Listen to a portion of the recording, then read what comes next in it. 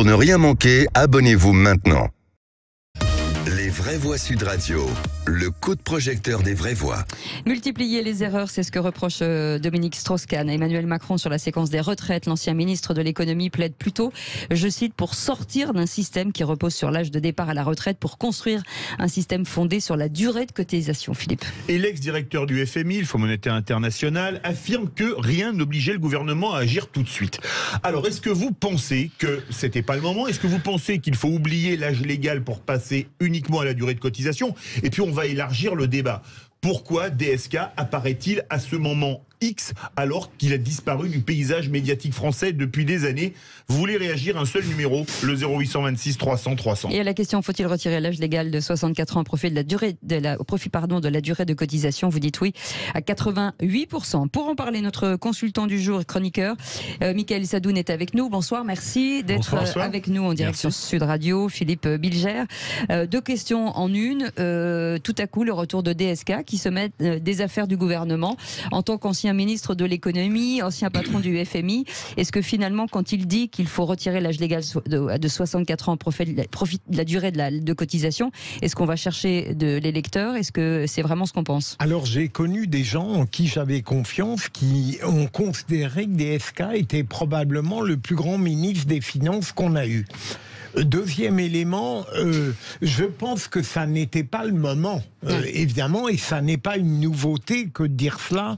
Même des gens qui sont favorables à Emmanuel Macron disaient que ça n'était peut-être pas urgent de faire cette réforme à toute force dans cette période très particulière où les Français ont beaucoup subi.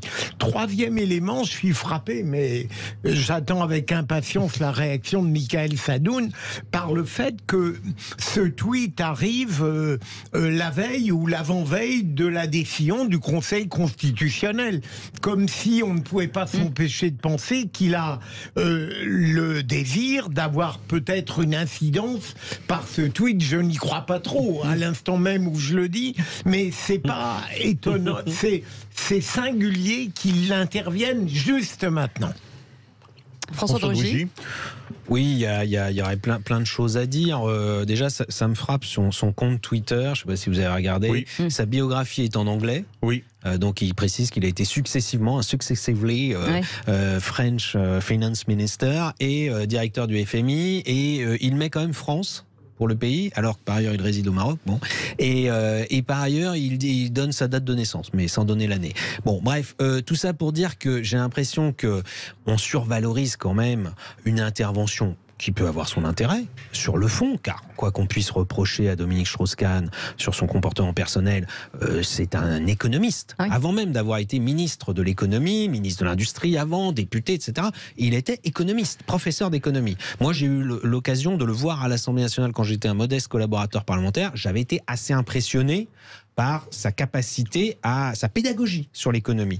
Donc ça, c'est intéressant. Mais en même temps, les conseilleurs ne sont pas les payeurs. C'est-à-dire que s'exprimer comme ça maintenant, c'est un peu en suspension dans l'air. Il peut dire ce qu'il veut. De toute façon, personne ne va lui demander des comptes, à moins qu'il maintenant il réponde à des interviews. Et qu'à ce moment-là, on puisse discuter de ce qu'il propose, etc.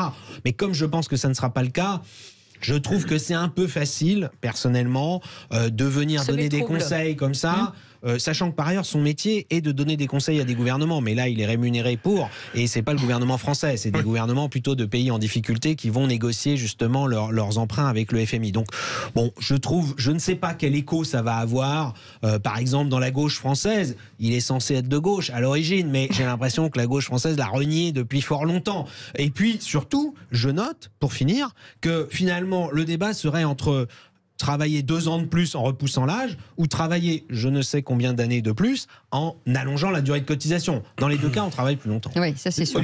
Là où c'est piquant, c'est que les Strauss-Kahniens, qui faisaient partie de l'une des sensibilités de la gauche, du PS, ont été des troupes très avancées pour construire l'ADN du macronisme au départ. C'est vrai.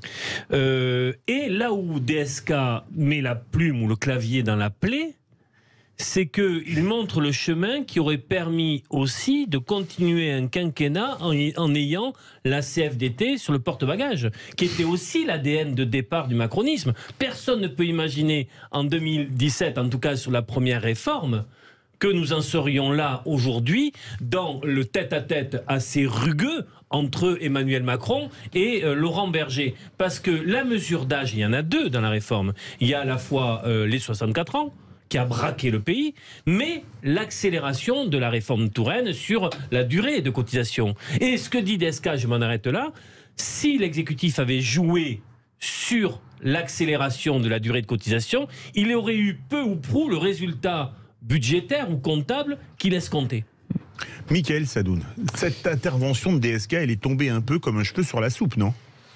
Oui, alors déjà, on peut penser que c'est pas le moment puisque les débats ont été déjà menés en amont sur le fond, sur les plateaux télé ou à l'Assemblée. Donc bon, l'apport est intéressant et Philippe l'a rappelé, Olivier aussi, c'est un professeur d'économie, c'est une sommité internationale, c'est vraiment quelqu'un qui a une compétence technique. Je l'ai vu puisque j'écoutais François de Rugy, je l'ai vu récemment dans une commission sénatoriale sur la transparence financière. C'est vraiment quelqu'un qui a un savoir pléthorique sur la question. Donc oui, qui maîtrise. C'est toujours très intéressant d'avoir son avis. Après, oui, le commentaire est un peu facile. Je trouve qu'il n'arrive pas au bon moment, surtout qu'il ne s'exprime même pas sur la constitutionnalité de la loi, puisqu'il attend la décision de demain comme tout le monde.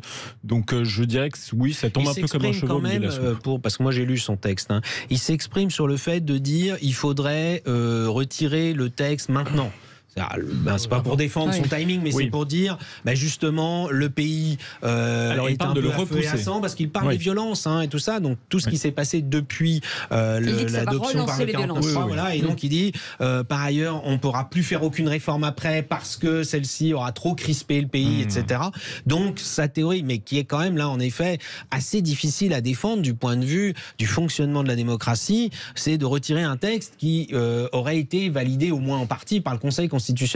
Alors tout le monde dit il y a le précédent de Jacques Chirac qui l'a fait sur le CPE en 2006 je crois ou 2005, mais le CPE justement à l'époque il y avait plein de gens qui disent mais qu'est-ce que c'est que cette anomalie politico-constitutionnelle d'avoir fait voter un texte, d'avoir mis justement le pays sans dessus dessous et à la fin alors qu'il a été validé par le Conseil constitutionnel le président le promulgue et va à la télévision pour dire mais je ne vais pas l'appliquer, je vais demander à mon gouvernement de ne pas appliquer un texte qu'il a fait voter. On était quand même cul par-dessus tête et donc je ne vois pas comment on pourrait conseiller de refaire cette chose-là sur les retraites. Alors il y a l'histoire de la deuxième délibération. Vous savez que dans la Constitution française, le président de la République peut demander au Parlement de se prononcer à nouveau sur un texte. Bon, ça paraît quand même peu probable sur ce sujet, puisque on sait que c'est un sujet qui est déjà extrêmement chahuté à l'Assemblée nationale et au Sénat. Qu'est-ce que vous en pensez, vous, Mickaël, sur le fond de ce qu'il dit ? Sur le fond de ce qu'il dit, je suis assez d'accord. Je trouve que la réforme paramétrique n'était pas forcément bonne, que la réforme systémique était en tout cas beaucoup plus plébiscitée chez beaucoup d'économistes de gauche comme de droite. Je sais que Michael Zemmour, qui était à gauche et qui s'est beaucoup illustré pendant cette réforme, voulait une augmentation de la cotisation. Alors c'était une ligne rouge pour le gouvernement parce qu'il ne voulait absolument pas augmenter, le coût du travail et peser sur le pouvoir d'achat. Ce qui est tout à fait légitime, mais d'autres, comme Patrick Artus de Natixis, qui est aussi extrêmement reconnu, parlaient d'une réforme systémique avec la fin des régimes spéciaux, qui était quand même à la base la réforme qui était prévue dans le premier quinquennat, et Dominique Strauss-Kahn d'ailleurs en parle lui aussi. Je pense que Emmanuel Macron, en fait, suite à la campagne présidentielle, dans la rue, Oui, on l'a quand même complètement oublié. Vous avez raison. Alors moi je trouve qu'Emmanuel Macron a dû l'expliquer pourquoi il a retiré ce projet en 2019-2020 et qu'il n'est jamais revenu à ce projet de réforme globale du système. Mais quand même à l'époque, ça avait mis tout le monde dans la rue et surtout, je crois qu'il faut l'avoir en tête et ça Strauss-Kahn ne le dit pas, c'est que ça faisait peur à tout le monde. À tort, à mon sens, parce qu'à mon avis, c'était une réforme beaucoup plus intéressante sur le long terme. Mais sur le moment, ça faisait peur à tout le monde. Bien sûr, les gens qui avaient les régimes spéciaux, qui ne voulaient pas, évidemment, s'en détacher. Mais au-delà, n'importe quel salarié se disait, mais à quelle sauce je vais être mangé demain ? Et là, c'était très difficile à expliquer, puisque c'était un système totalement nouveau. Est-ce que vous vous souvenez la difficulté pédagogique ? Combien la valeur du point.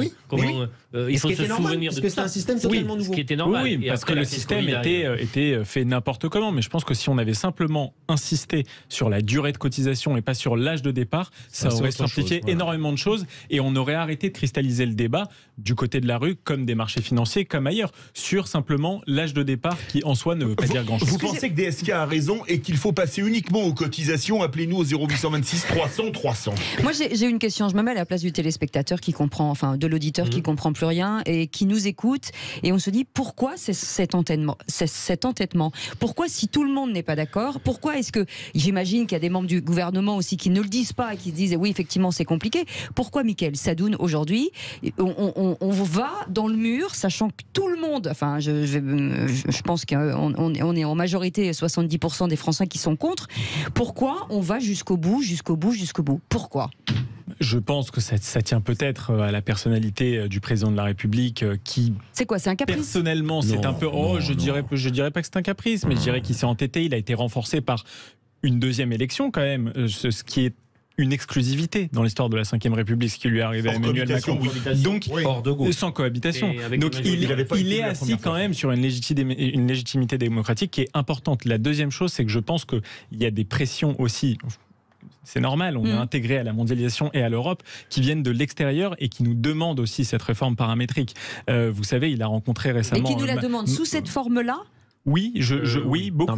Par exemple, le FMI, dans son article 4, c'est-à-dire qui concerne l'état financier et économique de la France, parle d'une réforme paramétrique de la France. C'est une simple recommandation économique, mais on est plutôt allé dans ce sens-là. Je remarque aussi qu'Emmanuel Macron a rencontré Mark Rutte, donc des Pays-Bas, qui s'opposait au fédéralisme, je dirais, macronien du premier quinquennat, parce qu'il lui disait, attends, d'abord tu fais des économies et ensuite, éventuellement, on pourra aller plus loin du point de vue de l'Europe parce qu'on arrêtera de payer ta dette. Donc, il y a aussi... donc c'est un échange, c'est du donnant-donnant. Voilà, c'est du donnant-donnant. Il y a aussi la question des marchés financiers. Je vous rappelle qu'on a levé des centaines de milliards de dettes et que la question de la dette française va devenir de plus en plus importante. Donc, quand on fait une réforme paramétrique avec un signal aussi fort que les 64 ans, on envoie aux marchés financiers le signal qu'il ne faut pas augmenter les taux parce qu'on est capable de mener les réformes économiques. Et pour rembourser. Voilà. Ça réagit beaucoup au 0826 300 300. Rebonsoir Rose. Rose. Bonsoir à tout le monde. Alors, qu'est-ce que vous en pensez de ces propos de DSK sur les retraites ? Moi, je suis plutôt d'accord. Je pense que donner un âge, c'est trop pour les gens. Quand on a commencé jeune et qu'on est obligé de partir à 64 ans, enfin non, je veux dire, c'est pas possible. Moi, j'ai commencé à 19 ans. J'ai 51 ans, j'ai 2 boulots, donc je suis salariée, je suis fonctionnaire et j'ai une petite exploitation viticole. Donc ça fait 17 ans que je fais ça sur mes vacances. Je paye des cotisations, mais solidaires, c'est-à-dire que ça ne me donne pas de points à la retraite, ni de sécurité sociale. Et je me dis, comment c'est possible ? Donc, j'aurais pu avoir peut-être des points supplémentaires. Non, je suis obligée de continuer à travailler. Donc, je crois que il faut donner des années. Pour tout le monde, mais pas un âge comme ça bloqué. Je rebondis sur ce que dit Rose. François de Rugy, est-ce que ça veut dire que et je l'ai entendu, cette petite musique de dire que finalement cette retraite, il y a un manque de pédagogie, on ne l'a pas expliqué, peut-être que ce que vient de dire Michaël Sadoun, de dire oui, mais c'est donnant-donnant avec l'Europe, de faire comprendre aux gens en se disant c'est une manière aussi de tenir les marchés. Est-ce que ça, on l'a assez dit ? Parce que j'ai pas beaucoup l'impression qu'on l'ait entendu. Il y a deux choses. Je pense qu'en effet, le diagnostic sur l'aspect financier, la responsabilité financière, parce que si on veut garantir les retraites de demain, il faut garantir le financement des retraites. Ça n'a sans doute pas été assez dit. Je pense que c'était vraiment une grosse erreur au départ, par exemple, de parler de réforme de justice. C'était pas une question de justice sociale, c'était une question de financement. Voilà. Après, il faut pas non plus, je pense, tomber dans l'idée que si ça avait été mieux communiqué, ça passerait mieux. Les Français sont très clairvoyants. Ils n'ont pas envie de travailler 2 ans de plus pour les retraites. Voilà. À un moment donné, je pense que... Et ça se comprend. Et d'ailleurs, il n'y a aucun pays où les gens ont accepté de bonne grâce de dire, allez, il faut travailler 2 ans de plus. En revanche, il y a des pays où ça se passe un peu mieux socialement, avec les syndicats ou avec les partis politiques. Ou non, l'Allemagne, l'Espagne, qui a un gouvernement de gauche, avec y compris un mouvement type Mélenchon dans le gouvernement. Et ils ont voté un allongement, de repousser l'âge. Donc, à un moment donné, on sait que c'est une direction. Évidemment, c'est difficile à accepter. Après, on pourrait discuter à l'infini. Est-ce que allonger la durée de cotisation ou repousser l'âge, qu'est-ce qui est mieux de ça ? Bon, Strauss-Kahn prend position pour l'allongement de la durée de cotisation et de fait, et sur la position de la CFDT. Voilà. Et pas celle de Macron aujourd'hui. Depuis que le projet de loi a été révélé à la mi-janvier, le débat a révélé de manière spectaculaire et tonitruante une question, d'après moi, d'avenir, c'est le travail. Sa nature, son sens, sa soutenabilité, et notamment les fins de carrière. Beaucoup de personnes ont aujourd'hui une inquiétude folle à l'idée « je n'arriverai pas aux 62 ans ». Et donc, le gap pour aller à 64 ans, moi, ma mère était sage-femme dans l'hôpital public hospitalier. Quand elle s'est arrêtée à 60 ans, elle n'en pouvait plus. Et elle craignait l'incidence sur une garde. Donc, ça a révélé ces fins de carrière très pénibles. Et à cette réponse-là, si on augmente de 10 points le taux d'activité des seniors dans notre pays aujourd'hui, on allait chercher les 15 milliards qu'il fallait pour la réforme. Donc je pense qu'il y avait nécessité de d'abord prendre à bras le corps cette grande question du travail pour après amener un débat sur les retraites et y compris sur le travail des seniors. Merci beaucoup, en tout cas, merci beaucoup à Michael Sadoun d'avoir été avec nous, chroniqueur et consultant. C'est toujours très clair quand vous êtes là et quand vous nous parlez. C'est gentil. Parce qu'avec les autres, c'est toujours très compliqué. Ça va, on est dans une mélasse, sinon je viens vous apporter la lumière. Pour valoriser quelqu'un, on dévalorise quelqu'un d'autre. C'est ce qu'on appelle les vases communicants. Mais voyez, vous savez comment on est. Excellent traité de physique. Allez, vous restez avec nous, vos réactions 0826 300 300. Et merci de votre fidélité. Merci d'être là tous les jours. À tout de suite.